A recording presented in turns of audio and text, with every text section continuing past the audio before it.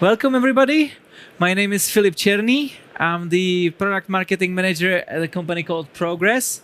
And in today's presentation, we're going to be looking at detecting, investigating, and responding to threats. Before we start, let me just know by the show of hands who here was last year. Who remembers me? Who remembers Progress? Only my colleagues. I need to come here more often. Okay, so for those of you who don't know Progress, you might not know Progress, but I'm sure you definitely know some of the big companies that are our customers. So at Progress, we have a wide portfolio of our products, and we focus on developing, maintaining, managing, and securing the applications that our customers use to drive their business. Some of the statistics. We have companies that are in top 10 of the S&P 500. We have a wide developer community with more than 3.5 million users. 70% of the Fortune 500 companies are actually using our products, and also the largest companies in the world, the top 30, are using the products. So you might not know about Progress, but the companies that you know that you're interacting with definitely know us. So that was a brief round of introduction. I got a brief agenda here, but let's just not waste time to go over it and let's just get started. So yeah, there we go.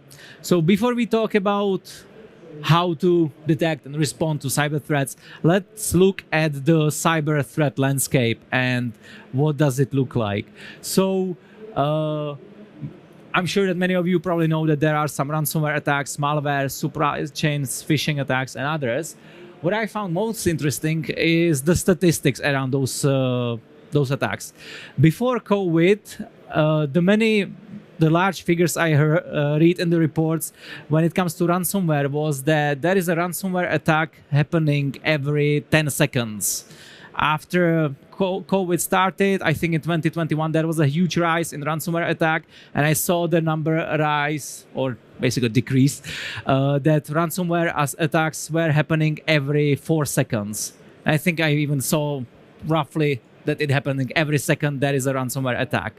Then there was a slight decrease in 2022, but the last figures I read in how many ransomware attacks were there in 2023, so last year's, and I calculated it how many attacks happen every day. Do you care to guess? Who think it was more than 5 ransomware attacks every day? Show of hands. More than 10? More than 20? No, it was actually 15. So every second, 15 ransomware attacks happen. So the threat landscape is quite wide. We need to be sure to be secure. And now you throw AI into the mix. So there is so many fears and concerns when it comes to AI, from the most extremes and Skynet taking over the world. Let's not talk about that. Let's save it for later with the beers. But there is I would say, most common fear that AI will replace the jobs of us. And I think that might be true in some cases, but specifically in cybersecurity, we have been dealing with the lack of skilled personnel for some time. So the rise of AI can actually be a good help. We can have basically L1 engineers who can leverage AI tools and respond to threats more easily, or basically manage those threats with the help of AI tools. So that's the threat landscape. Let's look how the evolution have changed. Who here remembers back in 2015 when we had no visibility tools? It was really hard to figure out if there was a problem. When did it occur? Who is responsible? What caused this? We had no visibility. Fast forward to today, and the troubles that we're dealing with are far different. We are overloaded with alerts, and that brings so many challenges. So One of them is that we have no single correlated view. So networks are more decentralized. I think that more than 70 or 80% of organizations are actually using 2 or more cloud providers. So you have native visibility tools from AWS, native visibility tools from Microsoft Azure or for Google Cloud. And then you need to monitor your on-premise and infrastructure and your private cloud as well. So you don't want to manually, correlate the data and troubleshoot 3 different tools when there is a problem. And when you're dealing with so many alerts, it's not humanly possible to analyze them all. And there is a high chance that you will miss something. You will overlook the critical incidents. So it's really hard to identify the real attacks and what is the noise. And on top of that, we discussed this, there is a shortage of the personnel who are skilled to deal with this. Well, I got some more statistics for you. 55% of IT personnel seen more than 10,000 alerts per day. That is a staggering number. And the result of that many of the organizations need to resort to tune the policies to adjust for the volume of alerts that they're dealing with. And if that wasn't enough, you're actually highly stressed and frustrated because, it's just humanly impossible to look at it. So there's a higher chance that you will overlook the critical events because you are overloaded, which raises the breach impact due to complex prioritizations, and frustration and alert fatigue is added on top of that. So how do we deal with these challenges? Who has here heard about SOC visibility triad introduced by Gartner? By show of hands? No one?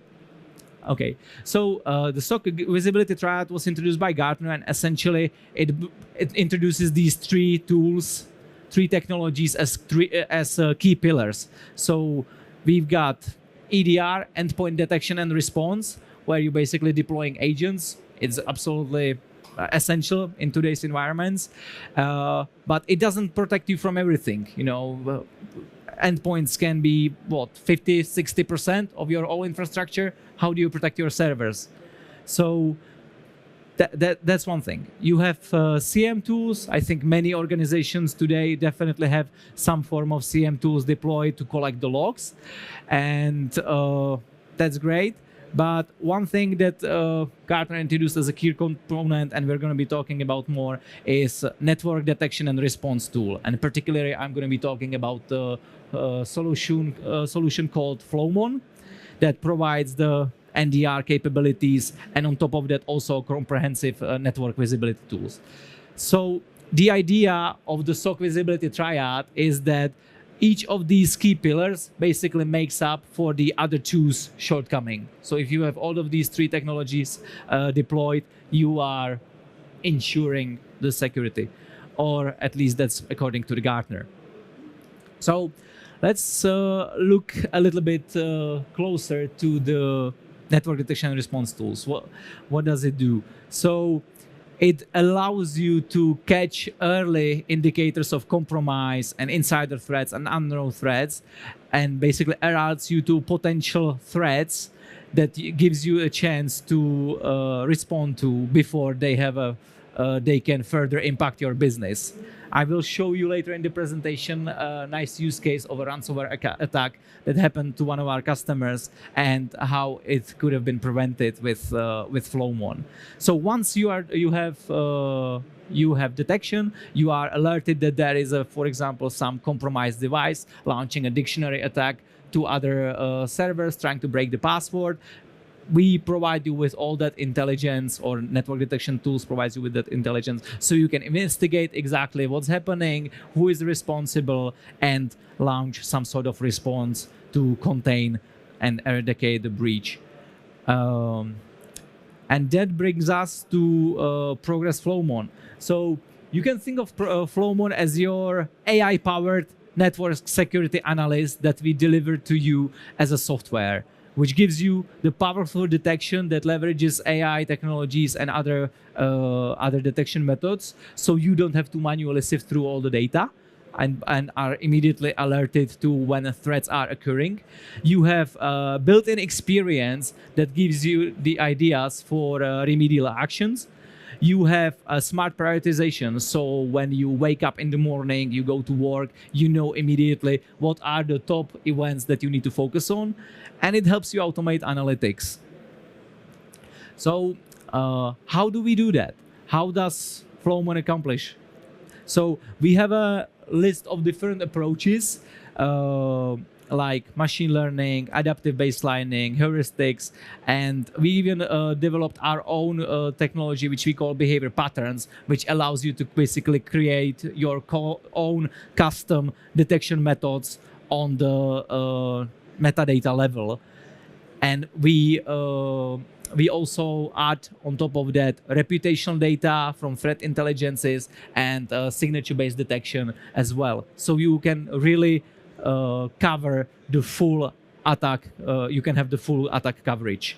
And all that is compiled in more than 200 individual algorithms that we compiled into 400 plus detection methods that gives you those alerts and threat evidence. How is the Flowmon? How does Flowmon solution looks in the architecture? Well, the core of the solution is an appliance. It can be hardware or virtual, and that is the device or the icon which you can see in the middle, which we call Flowmon collector. And from that, we just need to provide source of data. It can be any network telemetry from your existing devices in your infrastructure, like routers or switches or firewalls, or we can deploy our own sensors, which we call Flowmon probe. There is an added value when we deploy our own sensors, and that is that we provide application layer visibility into the network telemetry detail. So you have even deeper visibility for more effective troubleshooting. And once you've got the Flowmon collector, you get the full observability of your IT infrastructure, and then you can also extend the solution with additional software modules, like the one I'm talking about here, and that is the Flowmon anomaly detection systems that provides you with the network detection and response capabilities. There are other licenses to extend the capabilities, like Packet Investigator, which basically allows you to trigger on-demand full packet capture and provide analysis of that PCAP. So you can, for example, if we have an event, we have a security incident, we detected an anomaly, we can automatically trigger the full packet capture when this anomaly was detected, so you have that PCAP file available when it concerns to that security incident. And additionally, we have one more module for application performance monitoring. So what is the key value that Flowmon brings to the cybersecurity teams? Well, we help you minimize the breach impact by monitoring the network traffic proactively. So we alert you on compromises at an early stage so that the breach dwell time can be reduced. We can help you reduce the number of events. So by connecting the dots between seemingly unrelated evidence, we can build you a full picture of the security incidents and help you focus on the high priority ones. So that help you with the challenges of the event overload that we discussed in the beginning. We can increase technical staff efficiency by enabling less experienced team members to conduct complex investigation with the tool and data that we provide, and therefore helping you gain more confidence in responding to incidents with noiseless insight and hard evidence on root cause, severity, damage, and impacted systems. Remedial actions are much more accurate. And you can have all that for your highly hybrid cloud environment and have equal level of protection.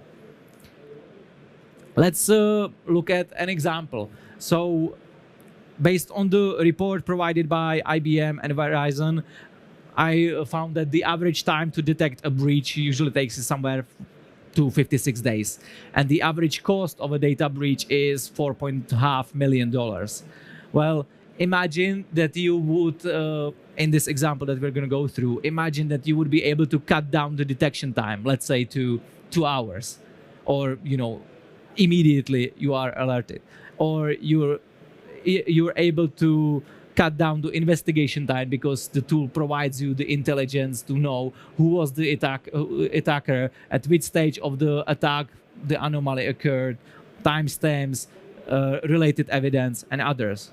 And therefore, you are responding to the incident faster before it had a chance to spread to other system. So recovery doesn't take as much because you're recovering 5 devices instead of 60. So if we calculate in this example cost that based on cutting down the detection time, the investigation time, and the response time to, let's say, a minimum or to a fraction of the time it takes, you can essentially estimate that the cost of the breach will not cost you $4.5 million, but only, let's say, $500,000. And if we calculate the average cost of a Flowmon solution, which according to, let's say, some mid-enterprise solution can be $80K to start with, well, one security incident is basically paying for the whole solution. Let's look at a customer story. This happened to one of our customers, and this is essentially what happened was that customer detected an infected device in their network, and what happened was that the standard laptop was acting as a gateway to the internet, essentially broadcasting everyone, if you want to connect to the internet, connect through me, and in the meantime gathering sensitive informations like login and password. Well, you might now ask me, well, hang on, Philip, maybe how come that the endpoint detection and response solution didn't work? How come there wasn't any antivirus tool deployed on the notebook that would catch this? And in this specific example, what happened was that the antivirus just wasn't updated. That was it. That's all it took. And your prevention security basically doesn't work. But in this case, thanks to Flowmon, because we monitor the network traffic, we're capable of recognizing that as an anomaly, flag it, and the IT security operator was capable to resolve the incident within 1 hour because he had all the intelligence available. So let me go closer to the...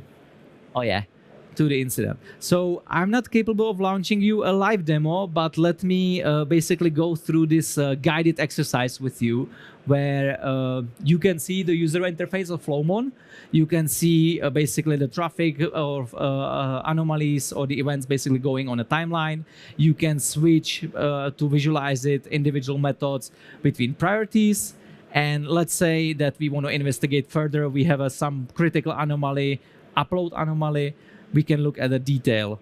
We can exactly, on this quick drill down, we can see that the source of this anomaly is this specific IP address ending 150. We can see a timeline, what occurred. We can see the detail. There was an upload of 22 megabytes of data to a blacklisted IP address. I guess this is a Taiwan flag. And we can investigate further. We can provide basically this event detail that is standardized for all anomalies, knowing exactly what type of anomaly happened with a subtype and a description, how it correlates to MITRE ATT&CK framework, so you know exactly at which stage of the attack you are, with timestamps, who is responsible, and we even connect the user identities, so you know that Adam Ondra basically is responsible for this. And we provide you with more evidence, like all the communications flow that are related to the anomaly, so we have the hard proof whenever you need it. I mentioned that we also integrate the signature-based detection to our solution. So signature-based in this example was also triggered for this anomaly, and we can see that this was a possible blue key vulnerability. And we can connect all the history, what happened prior to the upload anomaly. So we know that first there was some scanning from the infected notebook that was scanning the environment, then basically launching a brute force attack, guessing the password on the Samba server in this case. And when it wasn't successful, it moved on further to the Windows server. And that he was successful. And this is just a high overview. I could basically give you the event detail that I showed before for each of these anomaly. But just to basically showcase you how the attack went from stage 1 to the final stage. Once the attacker basically got access to the Samba server, he initiated a blacklisted communication with the server in Taiwan, and basically initiated an exfiltration. And for the exfiltration stage, multiple of the detection methods were actually triggered. So in this case, there was an ICMP anomaly because the attacker was actually quite smart and pinging the data out of the network using ICMP protocol. But because we know that ICMP protocol doesn't supposed to carry a payload, we can flag this as a potential anomaly. In this case, highly critical. And as well, the upload was triggered as well. And once the attacker got the data exfiltrated out of your corporate network to the blacklisted server, all that was left to do was data encryption and encrypt the data on your server and leave a ransom note. So this is the level of detail that you can get from the NDR tool, in this case exactly like Flowmon. And basically, we have simulated this attack here in 25 minutes, but in the real world, this attack would spread across number of days or even weeks or months. So it gives you the enough time to understand there is an anomaly. Someone is scanning my network. That shouldn't be happening. Someone is trying to break the password. That shouldn't be happening. Someone is moving laterally to other system. That shouldn't be happening. So we give you that early threat detection so you can stop it in time before it gets to the final stage. So, and let me just go back. Yeah. And with that, this is the end of my presentation. I would like to invite you to our booth with our partner Heightened. And if you want to have a further discussion, how you can maybe get a short demo and we can go deeper into the solution, or how you can test the solution in your own environment so you can see if there are any indicators of compromise or any threats that you aren't aware of, we can do a free of charge proof of concept, and you can see the value of Flowmon for yourself. That's it. Thank you very much.